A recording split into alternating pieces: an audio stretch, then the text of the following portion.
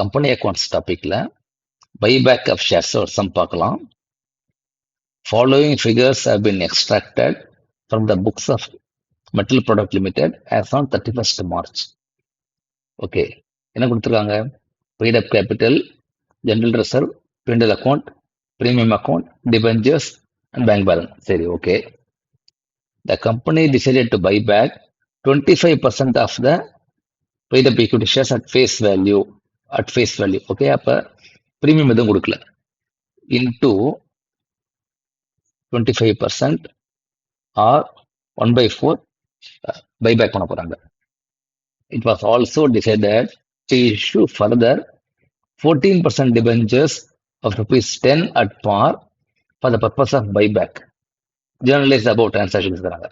சரி, ஃபர்ஸ்ட் நம்ம என்ன பண்ணோம்னா, ஓகே, ஷேர் ஹோல்டர்ஸ் இருக்காங்க, இங்கே company. Okay, the company is now going to buyback. Buyback பண்ணும்போது பணம் வெளில போகும், கரெக்ட்? மணி வில் கோ, எவ்வளோ அமௌண்ட் போகும்? 90 lakhs into 1/4, கரெக்ட்? அதுக்கு பணம் எங்கேருந்து வருது? அது முக்கியம். பணம் எங்கேருந்து வருதுன்னா, டிபெஞ்சர்ஸ் இஷ்யூ. எவ்வளோ அமௌண்ட் இஷ்யூ பண்றாங்க debentures? 10 lakhs.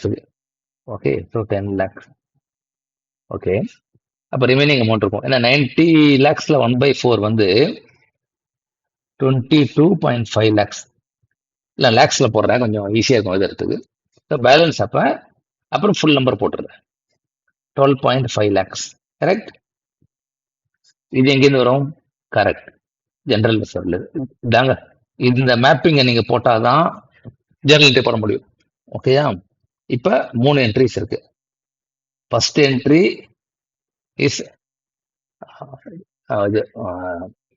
repayment. Okay.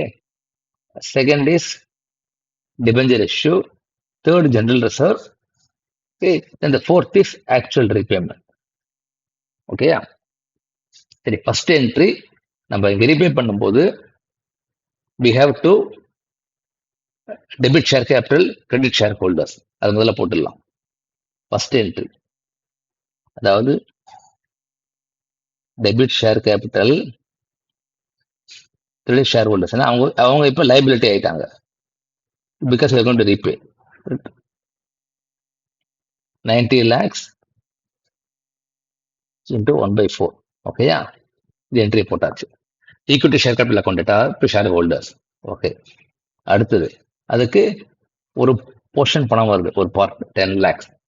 So bank account data, money is coming in to 14% debentures. ஏன்னா இங்க 14% கொடுத்துருக்காங்க. So you maintain the same 14%. So 14% debentures, 10 lakhs both sides. ஓகேயா? இப்போ தேர்ட் என்ட்ரி நம்ம ரீபே பண்ண போறது 22.5 lakhs, 22,50,000. ஆனா வந்திருக்கிறது 10 lakhs தான். இப்போ பேலன்ஸ் எவ்வளவு இருக்கு? Correct, 12,50,000.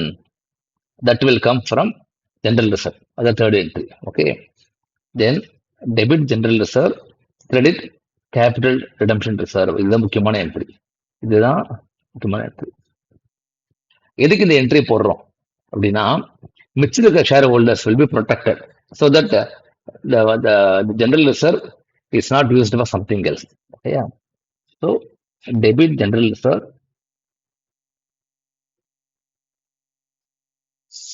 credit CRR. Okay, but fourth one the actual payment. Fourth is the actual payment going on. So you have to debit the shareholders. இங்க இருந்ததுல இதை இங்க டெபிட் பண்ணிடணும். டெபிட் பண்ணிட்டு money is going out. So shareholders account data to bank 22,50,000. Okay, so எப்போதும் ஒரு buyback வருதுன்னா எவ்வளோ அமௌண்ட் பைபேக் வருது பாருங்க. Okay, first step. செகண்ட், அதுக்கு எங்கேருந்து, அதாவது இது வந்து ரீபே பண்ண போகிறது கமிட்மெண்ட், அதுக்கு எங்கேருந்து பணம் வருது பாருங்க. சில சமயம் ஃபுல்லுமே வந்து ஜெனரல் ரிசர்வ் இருக்கும், இல்லாட்டி டிபெஞ்சர் இஷ்யூ பண்ணுவாங்க. ஸோ இந்த சம்பளம் வந்து ரெண்டுமே இருக்கு.